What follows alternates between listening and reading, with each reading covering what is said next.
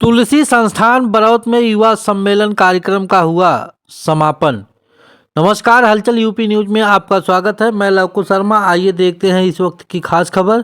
प्रयागराज जनपद के हंडिया तहसील क्षेत्र के अंतर्गत आने वाले बरौत स्थित तुलसी संस्थान प्रांगण की है, जहां स्वामी विवेकानंद की जयंती को युवा सम्मेलन के रूप में बड़े ही धूमधाम के साथ मनाया गया। इस अवसर पर स्वामी विवेकानंद को याद कर उनके बताए मार्ग पर चलने का संकल्प लिया गया। इस दौरान जिला प्रचारक प्रेम सागर ने उनकी प्रतिमा पर पुष्प अर्पित कर कार्यक्रम को आगे बढ़ाया। कहा, स्वामी विवेकानंद युवाओं के प्रेरणा स्रोत हैं। युवा पीढ़ी को उनके विचारों और आदर्शों को आत्मसात करने की आवश्यकता है। बताते चले कि तुलसी संस्थान बरौत के परिसर में विशाल युवा सम्मेलन कार्यक्रम आर्यावर्ते सत्यमेव जयते अभियान के अंतर्गत डॉक्टर श्यामधर तिवारी सत्यमेव जयते स्वैच्छिक सेवानिवृत्त उप आयुक्त राज्य कर के नेतृत्व में किया गया। कार्यक्रम में मुख्य वक्ता प्रेम सागर जिला प्रचारक लोगों को संबोधित करते हुए कहा कि स्वामी विवेकानंद युवाओं के प्रेरणा स्रोत हैं। युवा पीढ़ी को उनके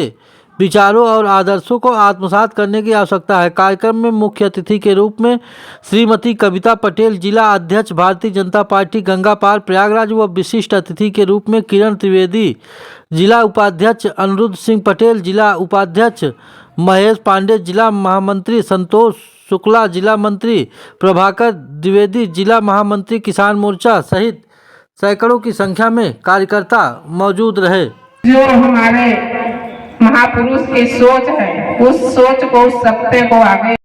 आज जो युवा सम्मेलन कार्यक्रम किया गया, इसका मुख्य उद्देश्य क्या था? युवाओं को जागरूक करना और संगठित करना। भारत युवा राष्ट्र है।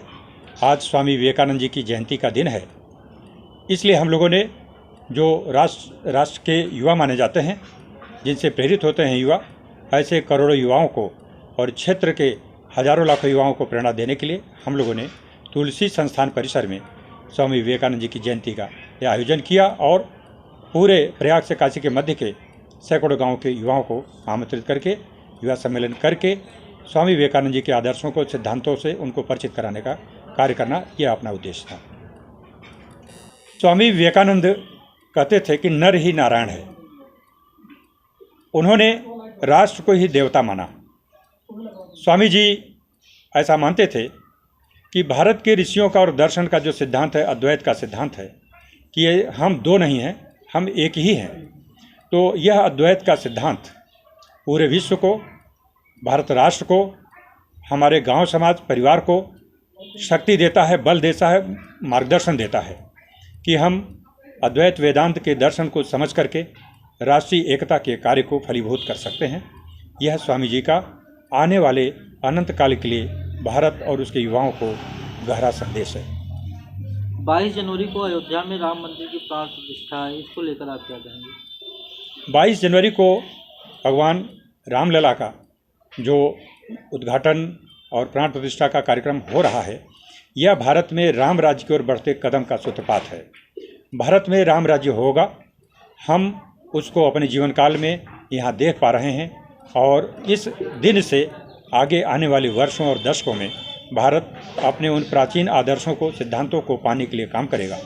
हमारी राजनीति, हमारी शिक्षा, हमारी प्रशासनिक व्यवस्थाएं, हमारी कृषि, हमारे चिकित्सालय आदि विषय उत्तरोत्तर उन्नति करेंगे। जैसा कि गोस्वामी तुलसीदास लिखते हैं कि राम राज बैठे त्रैलोका हर्षित भय गए सब शोका।